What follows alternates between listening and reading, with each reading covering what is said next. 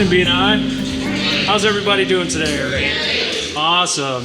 Y'all haven't realized it's summertime, right? And what that means for people like me is that I get an extra opportunity to spend some more time with my little one, which I have been doing. It's been pretty cool, to be honest. And we've been playing a lot of games, whether that's games at the pool, board games, video games, games on Mom. Those are pranks. Never mind.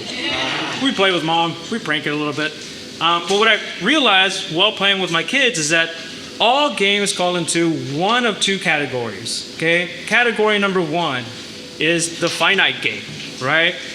This is like your more traditional game. Think of like rock, paper, scissors, tic-tac-toe. Most of your professional games, golfing, football, basketball. Games that are rigid, that are set. They have a time limit, rules, a scoreboard, obvious winners and losers, right? Now on the flip side of that, we have the infinite game type, where there isn't a scoreboard, there isn't a time limit, there's not necessarily any rules. You play the game because you love the game. You play the game to continue playing the game, right? So now you might be asking yourself, Angel, why are you talking about games? We're in a business networking group, right? Well, I bring it up because I've seen people, and I've done this myself, right, where I'm playing a game that falls into the infinite game arena. But I'm playing with a rule book from the finite game, where I'm looking for a scoreboard, where I'm looking for a time limit, where I'm looking to be the winner, right? The clearest example I can think of when it comes to this is marriage, right? Now, I don't know who's in a marriage like this, where you're competing against your spouse to see who can outlove the other person, right?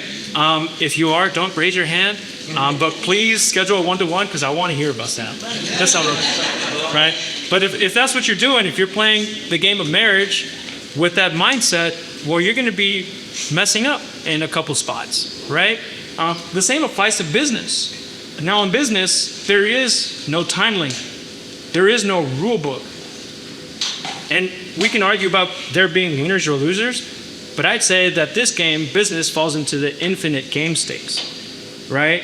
And what this does is it allows us the opportunity to redefine what success is.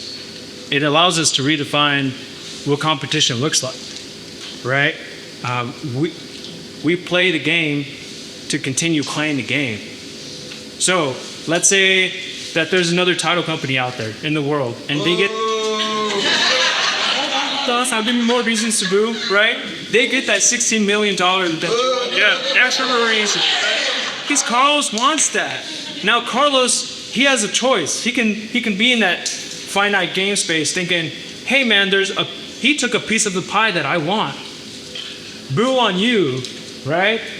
Or he could look at the same scenario and say, hey man, even though you got this piece of a pie, there's infinite pies. How did you manage? How did you do that? So you take their success and you find a way to leverage that to help yourself out, right? So if you find yourself getting, I don't know, neglectful or competing against somebody that's in the same realm of business that you are, that's fine, right? But if it's taking a toll on you, take a moment, self-realize and ask yourselves, which rule book am I playing? The finite or the infinite? Thank you.